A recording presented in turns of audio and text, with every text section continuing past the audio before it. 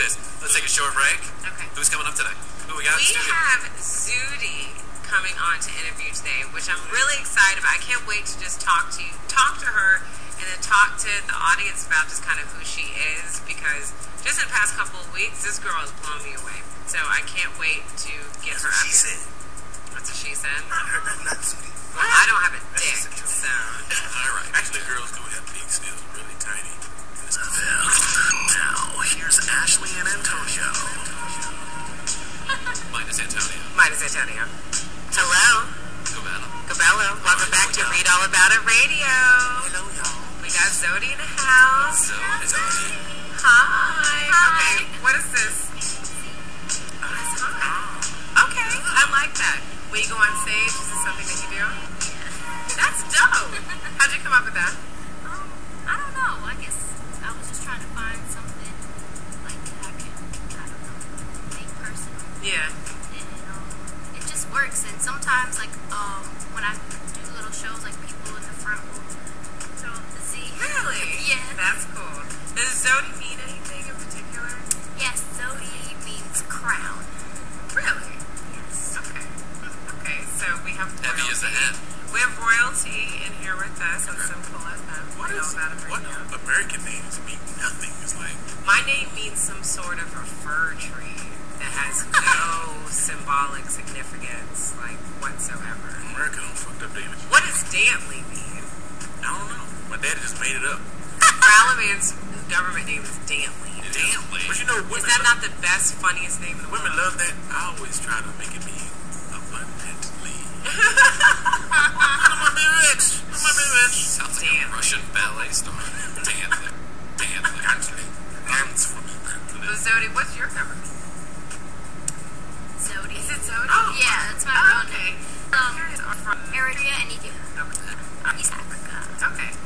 And your parents, they're artists themselves, correct? My father. Your yes. father. Yeah. Okay. So, and he, what, is a... He sings and he also plays the guitar. The guitar? Yes. Okay, alright. So growing up with your dad, like, for me, my dad, like, he's been corporate for a long time, but my dad is a drummer. Oh. So I grew up with him, not necessarily playing the drums, like he was playing it live on stage, like he you know, put that person aside, but he was always a drummer. Oh. That drumstick in backseat or like bang on the dashboard of the car, you know, things like that. I can only imagine, it's not even necessarily imagination, it's just kind of how it was. Like, both of my parents were artists. Okay. And growing up with an artist as a father, like, what was that like in terms, because that is a unique experience for your parents to be creatives. Yeah, I feel that Daddy helped me hard because he's understands some passion Yeah. for it. And I grew up listening to him singing in the house, and whenever he would do performances in different places, I would go. And yeah, he's one of my biggest inspirations, if not my biggest. Really? Yeah. Were you singing from a baby, or did you like? I was singing in the womb. Yes. Like, What is going Think on? about that and singing along. That's so funny. So he's always been supportive. But what about your mother? It's always what I think in the beginning when I was younger, she was more having me like have a backup plan. Yes. You know. That's the quintessential parents love that. term that parents say, Love like, that okay, word. so you're an artist. Well, what's the backup plan? But she Yeah. always supported, and Yeah. the more I guess success that I was receiving, I guess there isn't really much talk of the plan anymore. But Yeah. I still want to do other things Right. that will actually tie into the music. Gotcha. So, well, this is what's so incredible about you, ZEWDY, because we've had, like, you know, certain people in the studio as guests and things like that that are signed artists, have top 40 titles, etc. Right. Your fans and your audience is out of this world. No, Thank they you. are this nonsense across the will be running right now. Wow. Here. And I still have not seen a response as big as to you being on here with us right now. Really? Your fans have blown me away. Oh, thank you Completely blown guys. me away. No, like, your fans are incredible. Tell everybody who's listening that might not know about you, because you're not a top 40 person at this point. Right. But you have an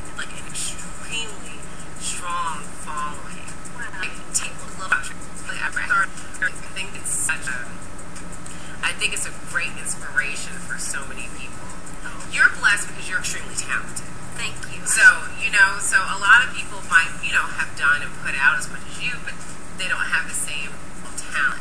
But just kind of tell people a little bit how this has gone, like what your road has been like.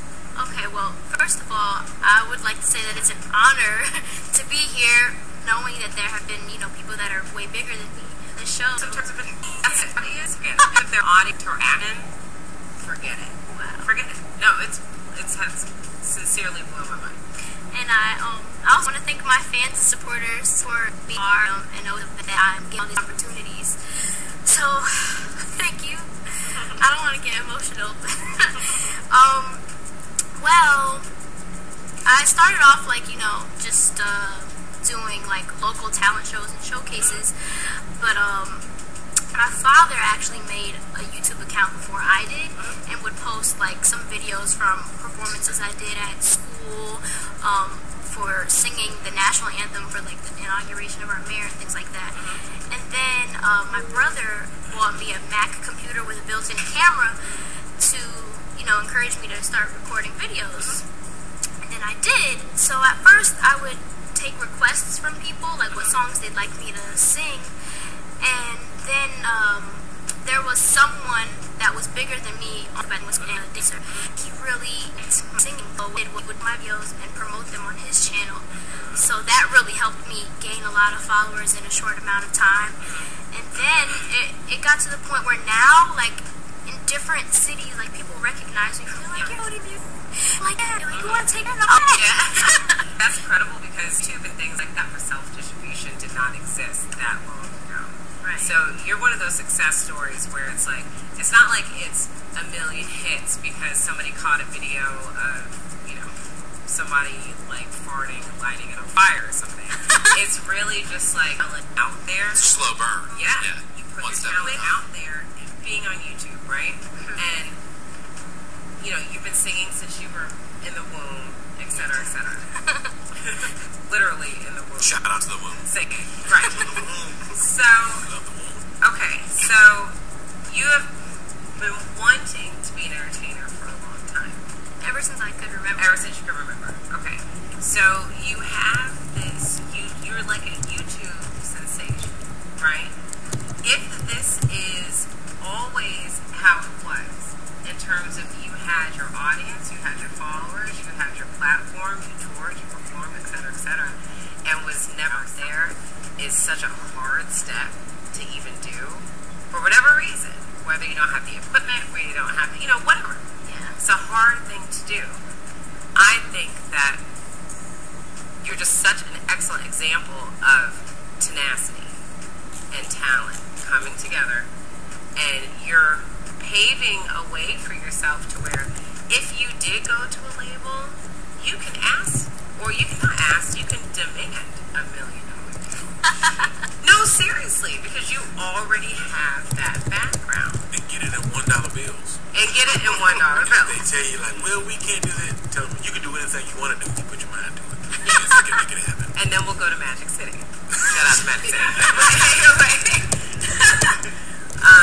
So, another thing that's really interesting about your story is you tried out for American Idol how many times? 5 different times. You tried out for American Idol 5 different times, and you got zero. You made it 0 times. I never made it past the first round. Past the first round, meaning you got in front of the judges or didn't get in front of the judges? I never made it to the judges. You were just you were the producers. Right. So I have kind of 2 questions with that, and this has to go back to your tenacity. Can I ask a question? Wasn't there that stutterer that was on American Idol? Listen, productions are productions. I understand. There's Productions are productions. Ratings. Their ratings are this. It's not all about talent. Productions are productions. Because the fans dictate that this is clearly a talented individual. Yeah. Right. So a question that I think this is profound to me also. 5 times. Yeah. To go back and then back and then back and then back 2 more times after that. To be completely honest, after the first time and I realized how it was, you don't see the actual judges, I was ready to be fuck American Idol. Yeah. Excuse my language, but No, it's okay. I was really I can't. my dad's like, no, you know what? We should keep trying. You never know. You never know. And I'm like, all right, you know, it's worth a shot. Like, nothing to really lose. Except it was just like, I met so many other different, like, talented people there, and none of them made it through either. So. Yeah, and he's right. You know, sometimes it's about when the boat is there and just being prepared for an opportunity to pop on that boat. Like, it's everybody, you know, timing is important. Timing is everything. Timing is everything. But 5 times of, like, standing that long-ass line. That is some tenacity. Yeah, oh, yeah. It just proves it just proves that your life has a different path, and that wasn't it. Like, yeah, I'm actually happy that it didn't work out. It's better for you now. It may seem like, oh, I'm not doing it this way. Another way is calling you to come, you know, over there. Like, it happens all the time. Yeah. How would you judge that experience in terms of, like, I know you said, you know, some people get through in terms of ratings and things like that, but actually being there, how would you kind of judge how that, like, what was the energy like there? There was a little adrenaline running, because, like, every single time I went, I'm like, okay, maybe this is the time that I'm gonna make it past the first round at least. Right. But it gets annoying, especially one of the years that I tried out in 3 different cities. So I traveled to Dallas, Atlanta, and then I think it was Philly, all in 1 year. And it's just, I don't know, it gets annoying because you're just like, like, I want to sing already. And then, like, the reasons that they tell you you're not going through, it's like, oh, maybe next year when you're older, or they, like, made me sing, like, 3 songs, and I'm thinking, oh, okay, maybe they like me. And then they're like, oh, thanks, but maybe next year. Really? Yeah. That's interesting. That's interesting. So, while you were doing your, like, American Idol tryout run, you're still posting these YouTube videos, correct? Or was that kind of before? I Posted pictures of you and Akon on Facebook. Like, American Idol's probably like, you already got it, kid. Like, you're already on your way. You know what I'm saying? Yeah. All right, so. And they want stories, and they want to feel like they're discovering something. Everybody. Yeah, exactly. Yeah. You know, you could have been singing your ass off your whole life, and then one A&R would be like, I discovered this talent. Right. No, you just clicked the right link, and she's actually been there for a long time, so you didn't actually discover anything. But that's how the industry just kind of And works. remember what Problem Man was telling you about? You signed the contract, forget about the details? That's exactly what happens 2 minutes after you get off stage after winning American Idol. You sign the contract where you forget about the details because you're so excited about it and get roped into some 5-year shenanigans. Listen, all artists, I don't care if you're in music, in advertising, visuals, whatever, all artists get the short end of the stick. All of them. Actors, everything. Everybody gets the short end of the stick until you start making too much money for other people's pockets. Not even your pocket. Until you start giving other people the short end of the stick. It only changes when you're like, if you don't fuck with me, you won't make 30 million this year. I'm trying to make my 20. You won't make 30 this year. You know? Or 100 or whatever. Because if you're happy living your life with the $5 million that you have in your bank account, then you have all the power. Yeah. If they're making $200 million off of you, you still have all the power because you're content. Yeah. They're not. Yeah. It puts all the chips in your basket. No, it's true. I remember, I think it was, I forget what Thanksgiving was, a few years ago, and we were just having like one of our weird little random family conversations. And Dad had asked how much money, like what was dream money that everybody could have. FU money. I said $5 million. And they looked at me like I was crazy. What? They were like, $5 million? You can't do shit with $5 million. I was like, look, I don't know if Is that what your dad said? All of them. I was like, I don't know. All of them. Your dad's taking the X Factor jet to the gas station? So your dad, so $5 million. I'm like, what kind of like, and it's and like, no, it is like $1 million doesn't go to, but I personally think that I would be happy with $5 million. Like, I don't think that's crazy. And they literally thought there was something mentally wrong with me. That $5 million was okay. Slacker. It was black. I was going to say it's Right. $5,200. That was 50 cents. yeah, 50 cents. I tell you, Slacking. when I get $1,000, seriously, you would think that I have $1 million. Throw a party. We throw a party, And then it's back to 200. and then it's back to Excellent 200. Excellent spending habits. Well, you know what? Go ahead, Brian. You perform a lot. I'm doing a little bit right. You perform a lot at this Love Lounge. Am I right? That? Oh no, I just had a single release Oh, party. you had a single release party there. Yeah. It was really good. Yeah. Yeah. The turnout was really nice. Had my whole team intrigued there. Shout out to Rosie and Kamada. But it was just really fun. Like just to hang out with everybody, and I actually sang for them a couple of songs, and everybody was having a good time. So I was just happy to see happy people. Well, this is another unique thing I think about your experience so far, because it's still just very much beginning. Yeah. You are not just like a YouTube sensation, but you're an international sensation. And I know that you were what, raised in Jersey? Yeah. Correct? Okay. Oh, Jersey. Raised in Jersey. I'm from New York. But Oh. I'm saying right over the bridge. I feel you though.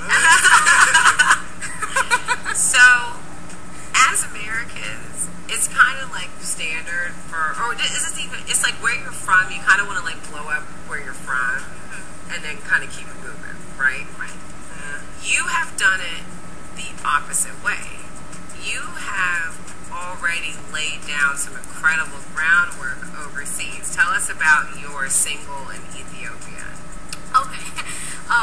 Well, I have a song called Into the Night, and put it out in 2010, and it's on Amazon and iTunes, but it did like really incredibly in Ethiopia, to the point where it actually went to #1, and to this day they're still waiting for me to come there and put on a show, and I'm going to speak it into existence and say that this is the year that I'm going to Ethiopia.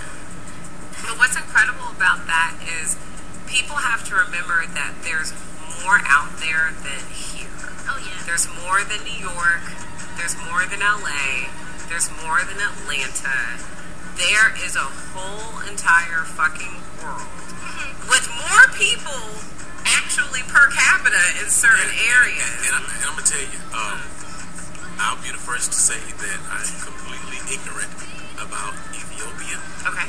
But I didn't even know that they had clubs. What? You thought it was just all bushes or something? I'm sorry. I know a lot about a lot of things, but I just haven't researched Ethiopian culture and life Oh, no. in Ethiopia. There's a lot I don't know. They're Yeah. civilized. But it's terrible. It's terrible. It's terrible. It is completely A terrible. lot has happened since We Are the World. Yeah. A lot. It's going to get up to speed in a couple hours. You know what I'm saying? Wait, didn't you ask us some trivia question about Ethiopia? What was it? I forgot What does the question. Ethiopia mean? I think it was something about a polar bear. No. No, what's I the don't know. polar I gotta bear get my question? shit Ethiopia, I don't Terrible. know. But, I mean, the media have you thinking one thing about a particular place. So, I hustled the white people in my neighborhood once and gathered the toys. I've been a hustler since I was little. Okay.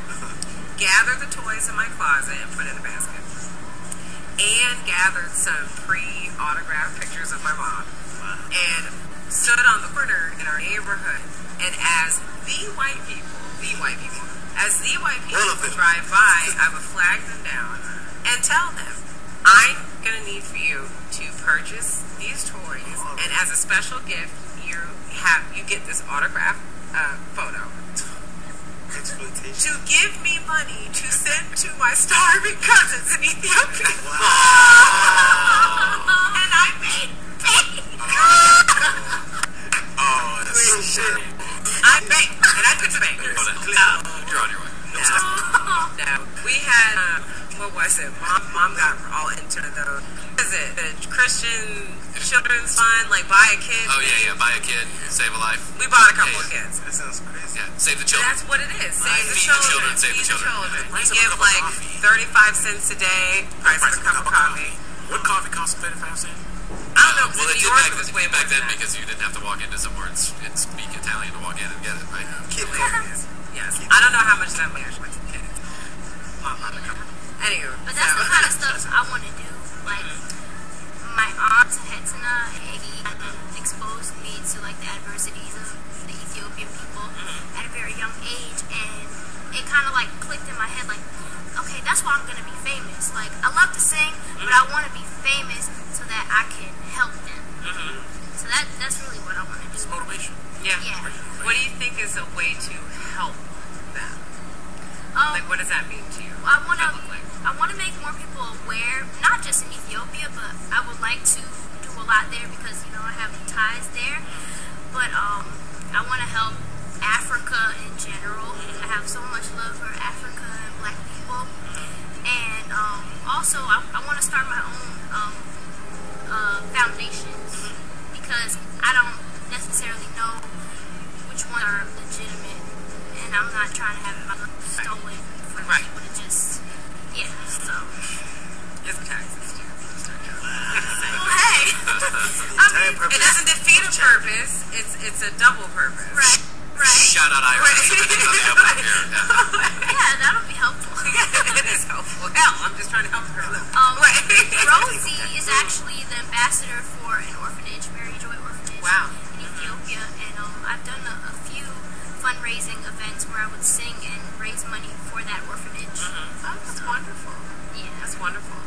Where did Oprah have her orphanage? Somewhere in Africa. In her backyard.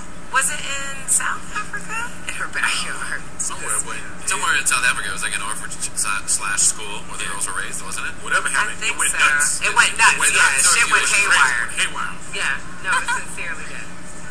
If you never blew up in this country, whatever that means, would you still be satisfied? Yeah, I mean, Really? yeah, I think so. Yeah. Because I feel like I'm going to blow up everywhere else. Yeah, and if like the United States is to catch on, even though you're from here, That's they their don't catch loss. on. They don't catch on. No, I feel you. So what's your process of making music? And just when you wake up in the morning, you just pretty much do whatever you feel like doing. Like, okay, I'm gonna make a song about this. Oh, you do it. Not really. I mean, whenever I feel inspired, I'll open my notebook and start writing some stuff down, or I'll sing like a melody I hear and like record it on my phone. But there are a few people that I work with right now, and yeah, there's no actual like process or like. But that was a process. Yeah, that It's was a just process. The whole thing was just whatever you felt like doing. That is your process. Okay. You did what you feel. Yeah. And that's that freedom that you have when you're, I guess, not signed. Because a label, not to say that every label is like this, but they will be quick to analyze what it's best for you when it's really what's best for them. Have you made art on a deadline yet? Like, I have to be inspired, churn out the product, and make it good by this date? Or have you had just kind of the creative freedom to just, have that freedom, basically? There were never like definite deadlines. Like we would say, oh, let's try to get this done by this time. But if it doesn't happen by that time, it's okay. Like, So there's not too much pressure. Yeah. Okay. How do you think you're going to handle the pressure? Because that's not going to be like that for much longer. Right. Yeah. I think I can work well under pressure. You think so? Yeah. Yeah. That's good. Because one thing that I always explain to people, when they talk about, oh, like I've worked so hard trying to, just be a successful artist and get off the ground and this, that, and the third. I just want a record deal so bad that they get the record deal. Haha. Now you have to work literally, twice, 100 times harder. You're talking, if you want to be successful, you're talking 18-hour days. Yeah, but you have to look good, sound good, create, perform, Smell good, shake hands, fuck good. smell good, fuck good, all that. And then you go home to an empty hotel room and you do it all over again the next day.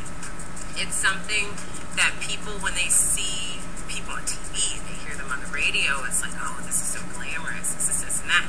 That shit is hard fucking work. That doesn't That's seem lost lonely. on this girl to me, though. No, for some reason. It seems exactly. like you're ready for the hard work, right? I mean, you've been doing it for a long time, and so it's like if this is what it takes to get to the next level, you're going to do it. You don't This is what it is. dedicate I don't know how young you are. I'm assuming you're much younger than I am, right? But it seems like you've been doing this since you were young. Hilarious. Right? Yeah. And so it seems like you've been doing this for a long time. You don't dedicate a good portion of your adolescence and your teenage life to this unless you're pretty serious about it and you're ready to get into it. It seems like she got the drive to do it. Yeah, honestly. But when you sign on the dotted line, it's a whole different animal. I would rather be occupied most of my time, because then I won't have like the time to be like missing home and things like that. Yeah.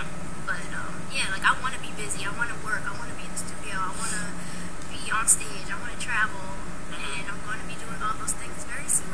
Did you get in trouble at all when you were a kid? Yeah, I was very rebellious. Tell me, okay, so tell What me does that mean? some shit that You don't have a rebellious voice. You sound really compliant, like, yes. Like innocent. Yeah, innocent, super innocent. Maybe She not ain't innocent. But yeah. Wait, Cody's not innocent. She don't know nothing But about maybe She's just sweet. Yeah. Yeah. So tell me, what's something you got in trouble for really bad? Okay. My parents are watching, so I hope they don't get mad. I figure it's time. Too late to get a woman now. Yeah, it is. And always remember that. Sometimes it is too late to get a woman. Oh, they never whipped me though. That's the thing. I never got whipped. Excuse me? How did you turn out? How did you turn out so good? Yeah. You were whipping all the time, but I got into petty theft. And Yeah. I got slapped narcotics. once. I got slapped in the face one time. It's coming. That's it? It's And coming that's for every because I time. cursed at my dad because That's bad. my dad is my tennis coach. I've been playing since I was 5.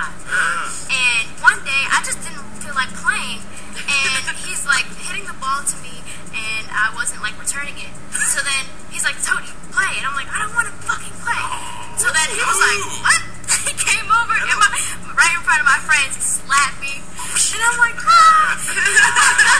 And I start banging my racket on the Hilarious. the gate. And he's like, "You want me to slap you again?" I'm like, "No."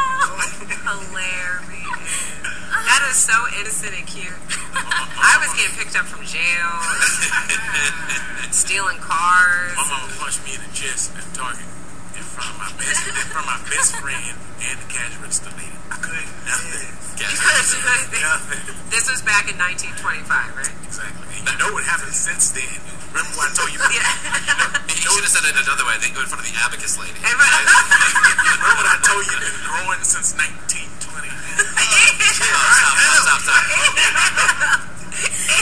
Hey, Weeping Willow, settle down over there. My enthusiasm. That's what My mom used to beat me once a year, like an annual beating. Not whooping. It was on beating. Christmas Day. It was on Christmas Day, actually. It's part of my Christmas present. No, I'm kidding. So, even if she wouldn't catch me doing anything, she just knew that in those 364 days, I had done some shit. And so she decided that whooping me once a year was just a way of keeping me in line. So it'd be one of those things where it would get to like my annual, and I wouldn't have gotten caught for anything, and it'd be like, "Did you leave the milk out?" But wait a minute. This has been on for 365 days. You didn't know so you didn't find out that I skipped school for a month, but I'm getting whoopings because I left the milk out. Whatever. That's easy. I got a whooping. Whooping stories. My mama whooping whooped radicals. me. My mama whooped me for sport. Like she practiced. If I talked in a different tone that she didn't like, I got a whooping. I got a whooping so hard one time that I'm so I got It's play. I got a whooping so hard one time, so I physically got tired of crying. My voice. This was my cry. Stop. I couldn't even yell stop no more. I was outside in the yard, the green grass in the corner of the fence. She was with me with the milk strips out, not folded in half. Shaka. Well, what the hell did you do, Dan? You know what I did? After school, she picked me to elementary school. After school, it was really hot outside. So I was like, I'm not finna wait. She was late picking me up. I'm not finna wait. My mom picked me up. I'm gonna go to my friend's house. I walked in the car. I was like, maybe us, like for me and my sister, is because I feel like, and like whoopings are usually like take anger on things. I used to get crap, and I used to hate that because they would take away my video games, just make me sit in my room and read when it's all nice and sunny outside. I want to go play. Just beat me. Over with. At that point, I probably would want to take a reading, but I actually did learn because whatever I did to get in trouble, I'm like, I'm not staying in the house anymore, so I'm not going to do that again. You know, I think it's because we're light skinned. Our parents business us to be light skinned. Because you know, like when you go to school, it's like